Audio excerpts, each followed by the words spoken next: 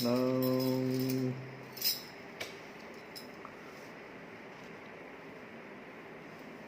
गोप सुंदरियाँ कल की कथा में हम लोग सुने, कोई न कोई बहाना करके और ब्रजपुर में आ जाती है, नंद भवन का दर्शन करने आ जाती है। वृंदावन की, ब्रजपुर की आभीर सुंदरियों का ये प्रथम कृत्य बन गया है कि नंद भवन का दर्शन करे। प्रातः समय उठ चलहु नंद गृह, बलराम कृष्ण मुख देखिए। आनंद में दिन जाए सखीरी, जन्म सुफल कर लेखिए।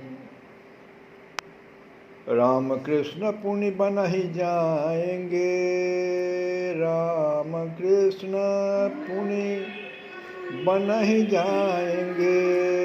चरण कमल रज लीजिए, अप्रात समय उठ चलहु नंद गृह, बलराम कृष्ण मुख देखिए। राम कृष्ण पुनि बन ही जाएंगे, चरण कमल रज लीजिए। आनंद में दिन जाए सखीरी, जन्म सुफल कर लेखिए। ब्रजरानी को यह सब ज्ञात है। पुरुष सुंदरियों का नीलमणि के प्रति यह प्रेमिल भाव देखकर उनका अंतःकरण क्षण क्षण में आर्द्र हो उठता है। वे सबके प्रति सदैव रहती हैं, यथा योग्य सबके मनोरथ पूर्ण हो ऐसा अवसर वे प्रदान कर ही देती है। इसलिए अब वे सूर्योदय से पहले गोप सुंदरियों की भीड़ होने से पूर्व ही अपने नीलमणि का संलालन करती है। अन्यथा गोप सुंदरियों के आ जाने पर फिर नीलमणि श्रृंगार धराने बैठे और शांति से श्रृंगार धरा ले, यह संभव जो नहीं। जननी अपने लड़ैचे लाल को जगाती है, फिर मुख प्रक्षालन, गात्र परिमार्जन, अभ्यंजन, उद्वर्तन, स्नान, अनुलेपन आदि क्रियाएं संपन्न कर आभूषण धारण कराती है। जगाती है, मुख प्रक्षालन कराती है, गात्र परिमार्जन, अभ्यंजन, उद्वर्तन, स्नान, अनुलेपन सब क्रियाएं संपन्न कर आभूषण धारण कराती है। अनेक कौशल से श्री कृष्णचंद्र को भोजन कराती है। अब भोजन के अनंतर ब्रजरानी का वात्सल्य उमड़ता है, अपने नील सुंदर को भुजपास में बांध लेती है।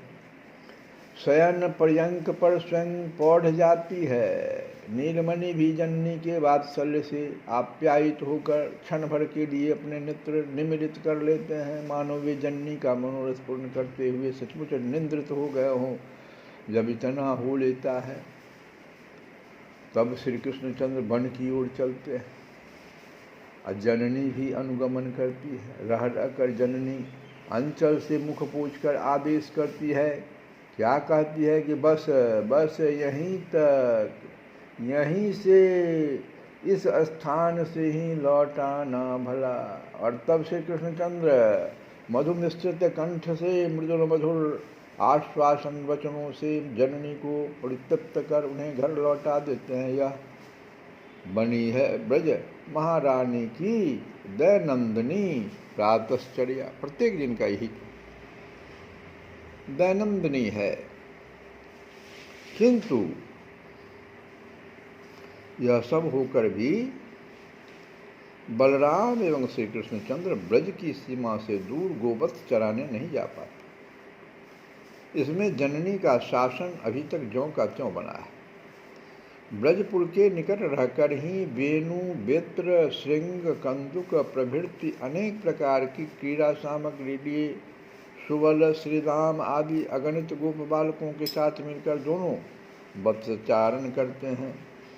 ओ विदुरे ब्रज भुवः सह गोपाल दारकै, चारयामास चतुर्वत्सान नाना क्रीड़ा परिच्छद्दौ। तो ब्रजपुर के निकट ही अभिदूरे ब्रज भुवः वेणु व्यत्र श्रृंग कंदुक प्रभृति अनेक प्रकार की क्रीड़ा सामग्री लिए सुबल श्रीराम आदि अगणित गो बालकों के साथ सह गोपाल दारकई और सब मिलकर दोनों वत्स चारण करते हैं। अवश्य ही उनकी यथेच्छ क्रीड़ा के लिए अब कोई प्रतिबंध नहीं रहा। समीप में ब्रज दंपत्ति नहीं, वयस्क गोप गोपी नहीं, परिचारिकाएं भी नहीं, क्योंकि कुछ दिन सकुशल वत्सचारण होते देखकर सबके मन में अनिष्ट आशंकाएं जो थी अनिष्ट होने की वो शिथिल पड़ गई। अतः राम श्याम को निर्बाध क्रीड़ा का अवसर प्राप्त हो गया। कभी तो उनकी बंसी बजती, कभी दोनों भाई एवं गोप शिशु सभी मिलकर बहुत से बिल्व एवं आमल की फल एकत्र करते तथा उन्हें रज्जु निर्मित क्षेपण यंत्र के द्वारा ऊंचे आकाश में उत्तुंग वृक्षों की शाखाओं पर फेंकते। होड़ लगती कौन कितना ऊंचा कितनी दूर निक्षेप कर सकता है, जैसे ढेला चला चला के हम लोग अभी करते वैसे। कभी एक विशाल मंडल की रचना होती तथा मंडल के मध्य में खड़े होकर राम श्याम अपने मंजीर मंडित चरणों से सुमधुर नृत्य करते। कभी दो विचित्र मंडलियां निर्मित हो जाती, एक ओर समस्त गोप शिशु होते और दूसरी ओर राम श्याम। गोप बालक कंबल से वस्त्रों से अपने अंगों को ढक लेते, दोनों हाथ पृथ्वी पर टेक देते, ग्रीवा ऊंची करके सिर को भी ढक लेते। केवल नेत्रों के समीप कुछ स्थल छोड़कर शेष अंग आवृत्त हो जाता और यथासंभव श्रृंग आदि के आकार बनाकर कृत्रिम गो वृषभ बनकर सजकर एक पंक्ति में खड़े हो जाते तथा उनके ठीक सामने राम श्याम भी ऐसे ही साज से सजकर कृत्रिम वृषभ बनकर गरजने लगते। फिर परस्पर युद्ध आरंभ होता। इस युद्ध में विजय तो प्राय गोप शिशुओं की ही होती, पर हारने पर भी राम श्याम के आनंद का पार नहीं रहता। कभी कभी इन सब क्रीड़ाओं से श्रांत होकर इन्हें परित्याग कर राम श्याम दोनों भाई किसी सरोवर तट पर किसी वृक्ष की सुशीतल छाया में जा विराजते। उनके विराजने की देर थी, फिर तो हंस मयूर आदि विविध विहंगम आकर उन्हें घेर लेते, अपनी ग्रीवा उठाकर पंख प्रसारित कर मधुर कलरव आरंभ करते। अब क्या चाहिए? श्री कृष्णचंद्र को क्रीड़ा की एक वस्तु और मिल गई। वे भी उस विहंगमों के कल कूजन का अनुकरण करने लग जाते, अपना मुख फुलाकर संकुचित कर ठीक उसी की भांति स्वर निकालते तथा सखा मंडली हंस कर लोटपोट होने लगती। राम श्याम की इन विविध क्रीड़ाओं को देखकर कौन कह सकता है कि वे अखिल ब्रह्मांडपति हैं, प्रकृति से सर्वथा परे की वस्तु हैं तथा ऐसे अपने स्वरूप में नित्य स्थित रहते हुए ही ये ठीक ऐसी लीला कर रहे मानो सर्वथा प्राकृत शिशु हों।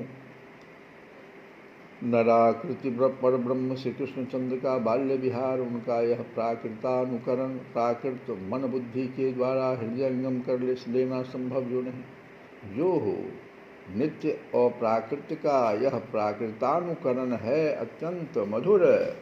इस प्रकार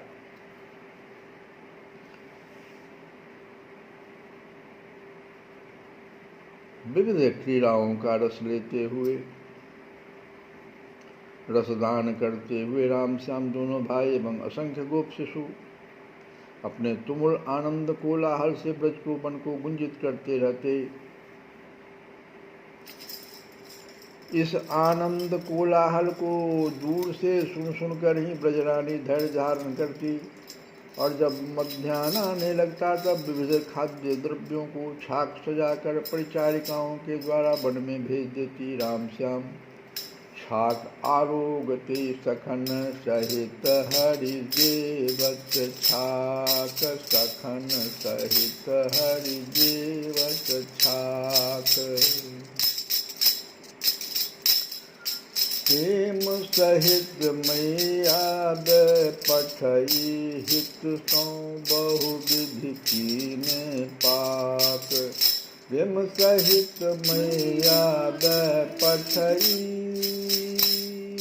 हित सौ बहुविध कीने पाक सखन सहित हरि जेबत छाक सखन सहित हरि जेबत सखन सहित हरि जेबत छाक सुबल सुदामा संग सखा मिल सुबल सुदामा संग सखा मिल भोजन रुचिकर खा सुबल सुदामा संग सखा भोजन रुचिकर खा ग्वालिन करते थक छुड़ावत मुख में मेली शरावत जात सखन सहित हरि जेबत था सखन सहित हरि जेबत था ये सुख कान करत वृंदावन ये सुख कान करत वृंदावन तो सुख तीन लोक बिगड़ा तो सुख तीन लोक विख्यात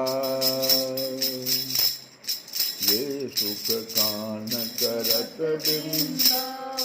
ये सुख कान करत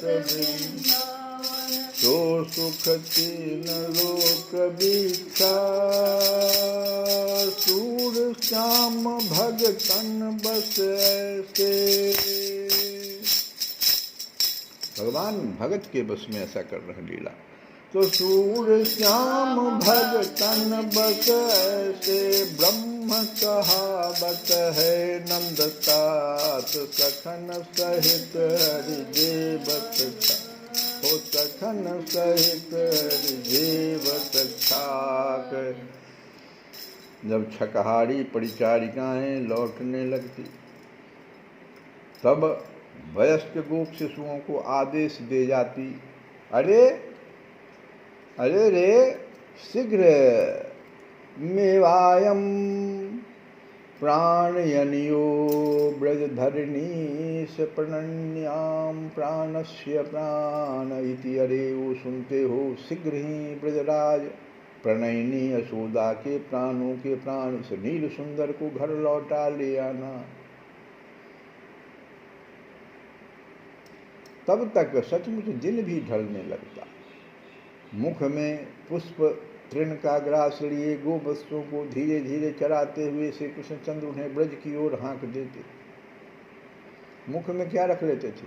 पुष्प या तृण का ग्रास कोई लिए गोवत्सों को धीरे धीरे चराते।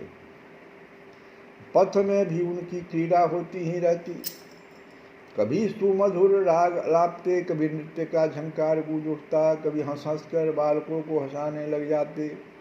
न जाने उनके साथ मिलकर चितनी उधम करते, उनकी क्रीड़ा की इति जो नहीं। ऊपर से अमर वृंद राशि राशि कुसुमों की वर्षा करते रहते। पथ दिव्य कुसुमों से आवृत हो जाता और उस पर मंद मंद मंथर गति से चरण निक्षेप करते हुए श्री कृष्णचंद्र अपने गृह की ओर चलते रहते। यह है श्री कृष्णचंद्र के प्रतिदिन के वत्सचारण का एक अत्यंत संक्षिप्त क्रम। प्रतिदिन ही वे प्रातःकाल वन में जाते और सायंकाल लौट जाते। आज भी गए थे और लौट रहे हैं, पर आज गए थे एक विशेष अभिसंधि लेकर। क्या अभिसंधि था भाई? तो वत्सासुर उद्धार की भूमिका जो उन्हें प्रस्तुत करनी है। अब वत्सासुर उद्धार की भूमिका उनको करनी है। आज वन में श्री कृष्णचंद्र क्रीड़ा में समय न व्यतीत कर सर्वथा वत्स संचालन में ही संलग्न रहे। जिस आंतरिक उल्लास से उन्होंने आज गोवत्सों की परिचर्या की है वह तो अभूतपूर्व ही हुई है। ब्रजपुरवासियों ने यह संलालन देखा नहीं। उन्होंने कतिपय वयस्क गोप बालकों के मुख से सुन पाया है, पर इसे देखा है कंस के असुर गुप्तचरों ने। कंस अपने गुप्त चरों को, जो असुर थे, सबको भेज दिया था कि देखो ये कौन कौन सा गोप बालक है। उन सब ने श्री कृष्णचंद्र की प्रत्येक प्रेमिल चेष्टा के दर्शन किए जो गुप्तचर आए थे। गोप बालकों की दृष्टि उन गुप्तचरों पर नहीं गई, अन्यथा उनका आनंद कोलाहल शांत हो जाता, उनके निर्बाध सुख में व्याघात होता। इसलिए योग माया ने वहाँ उस दिशा की ओर एक झीनी चादर डाल दी थी। गोप शिशु उस ओर देख कर भी गुप्तचरों को इसलिए नहीं देख पाए, उनकी गंध तक उन्हें नहीं मिली। वे तो वैसे ही परमानंद में निमग्न अपने प्राण सखा श्री कृष्णचंद्र के साथ ब्रज में लौट रहे हैं, तथा आज उनको एक और विशेष कौतूहल की वस्तु प्राप्त हो गई है। मधुमंगल के नेत्रों में एक दिव्य शक्ति का उन्मेष हो गया है। मधुमंगल उनका एक सखा है, उसके नेत्र में एक दिव्य शक्ति का उन्मेष हो गया है। आज दिन भर उसने आकाश में क्या क्या देखा है वह सबको सुनाता रहा है। अब बालक पूरा समझ नहीं पाते, कुछ देख भी नहीं पाते, पर सुन रहे हैं बड़ी उत्सुकता से। मधुमंगल सुनाए चला जा रहा है। हाँ, उनके कर्ण रंध्रों में सुर सुंदरियों के कोकिल कंठ से निश्चित श्री कृष्ण स्तुति अवश्य प्रविष्ट हो रही है कि कमला नायक बैकुंठ दायक, कमला नायक बैकुंठ दायक, दुख सुख जिनके हाथ। कमला नायक बैकुंठ दायक, कमला नायक बैकुंठ दायक, दुख सुख जिनके हाथ। आंध कमलिया हाथ लकुटिया, बिहरत बक्षर निसार। आंध कमलिया हाथ लकुटिया, बिहरत बक्षर निसार। कमला नायक बैकुंठ दायक, कमला नायक बैकुंठ दायक, दुख सुख जिनके हाथ। हो कांध कमलिया हाथ लकुटिया, बिहरत बक्षर निसार। हो बिहरत बक्षर निसार। श्री कृष्ण गोविंद हरे मुरारे, हे नाथ नारायण।